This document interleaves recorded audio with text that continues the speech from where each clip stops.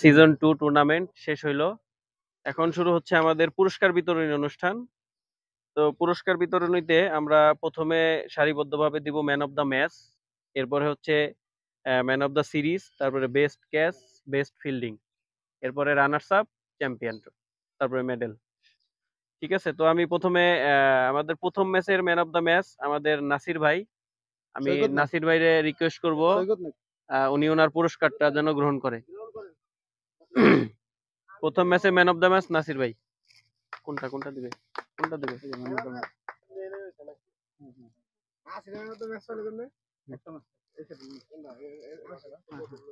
আর নাসির ভাই পুরস্কার নিতেছে ম্যান অফ দ্য ম্যাচ।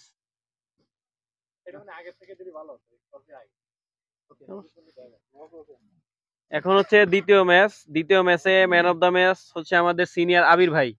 আবির ভাই আসেন।